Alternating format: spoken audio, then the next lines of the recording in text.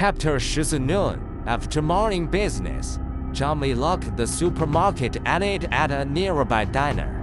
Enjoying the latest trend of one-pot stew with hot pot-based otherworldly spicy noodle soup, made with the spicy hot pot base he did sold that morning. Dory as residents were quick to catch on. After seeing spicy hot pot at the mansion, some had already come to buy it. After lunch, the streets were noticeably quieter. At midday, the sun blazed. Especially in summer, residents napped at home. Shopkeepers dozed behind open doors. This was the time Chomley wanted. He grabbed a popsicle from the supermarket and strolled to the Mages Association. A few passers-by greeted him but paid no mind to his destination. The Mages Association, near the Central Square, stood on a street lined with cornflowers. Its grand facade had a pointed spire against the blue sky, topped with the association's emblem, glinting in the sun. Chomley didn't enter.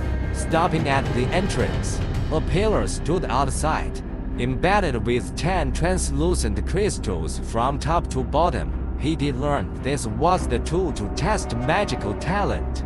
The stronger the talent, the more crystals lit up. Erin had mentioned the magic school principal who lit all 10, a renowned great mage. Chomley came quietly at this hour to avoid attention, though most residents were friendly. He preferred to stay low-key to avoid trouble. If he had a talent, great. If not, no need for others to know. But how did it work? He did learn about the pillar but forgot to ask how to use it. Just place his hand on it. Wow! A child's excited voice came from behind. Mom, is this the Mages Association? Chomley turned to see a well-dressed couple with 2 children. They nodded politely to him, then led the kids to the pillar. The younger child eagerly let go of his mother's hand, rushed to the pillar, and pressed both hands on it. Soon, the bottom crystal flickered with faint white light. Unsteady. Mom, the child turned, thrilled. Hands still on the pillar, it lit up. Am I gonna be a mage?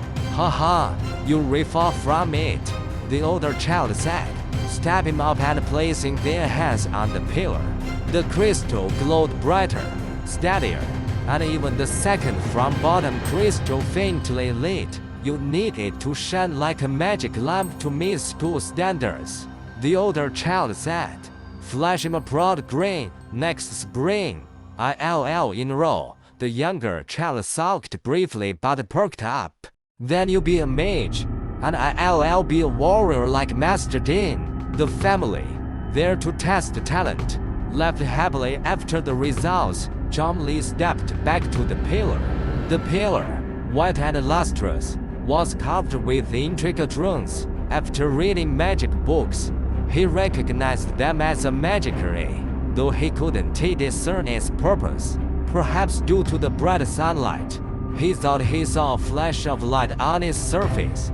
But looking closer, he saw nothing. Mimicking the children, he placed his hand on it. The moment his palm touched the pillar, a faint airflow seemed to brush his hand. From his palm, something entered his body, spreading through his limbs, circling swiftly, and returning to the pillar.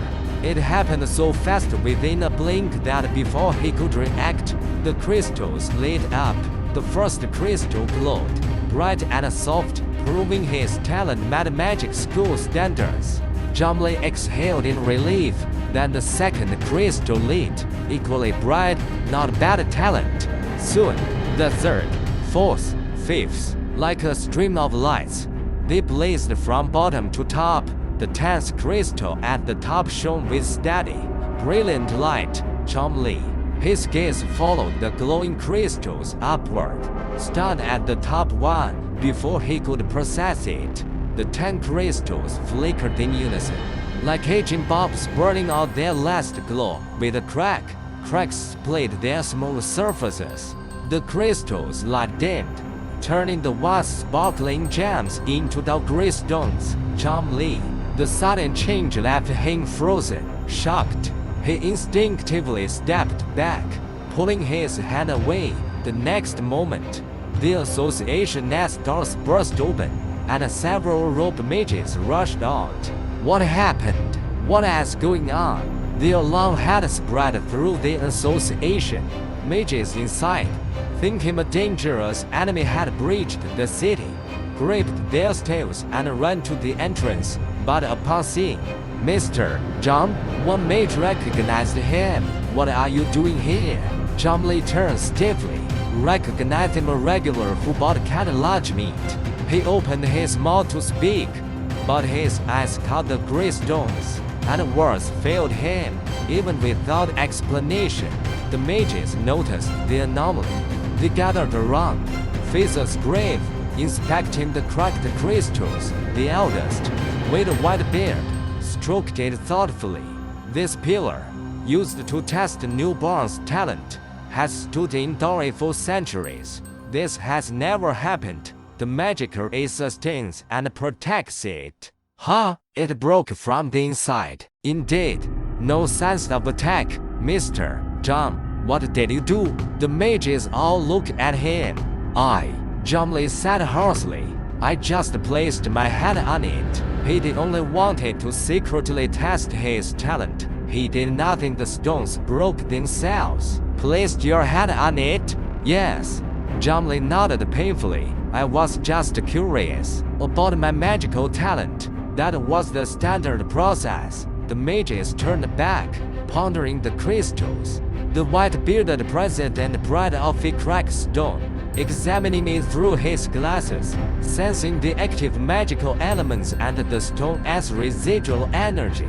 After a long pause, he mused, this ancient testing method has never failed. Even the greatest mages could only light 10 crystals. Others chimed in, lighting 10 marks a rare genius. Few in history, all legendary figures, even I could only light 5. This method is reliable. The crystals glow with magic. They redistribute excess power, so stronger talent lies more. It has never been wrong. Wait, one mage realized. As why, President? Do you mean? Exactly. The president turned to Zhang Li. His aged but sharp eyes studying the young man through his glasses, even without witnessing it. Zhang Li's name had reached his ears amid Dora's recent changes. As the mysterious supermarket owner, your talent must be extraordinary. I don't know where you learned your skills, but the result speaks for itself. He held out the cracked, dull crystal in his palm. When it sensed your magic, it judged instantly. But the energy was too vast for it to bear, so it collapsed from within.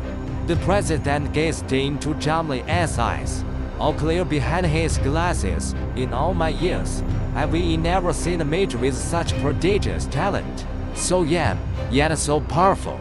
To witness this in my lifetime. The other mages stared. Their neat robes clustered around the president, eyes filled with shock, envy, and growing reverence. As mages, they knew talent was an insurmountable mountain. Those who scaled it left indelible marks in Lelana's history. Their tales sung by bars. When the supermarket appeared, they speculated. No, seeing proof of its owner as supreme talent, they realized the rumors weren't exaggerated. Such a mighty mage stood before them. Their gazes burned with fervor, like the visitors gawking at a panda. Zhang Li at the center. He was just an ordinary supermarket owner. This was a setup.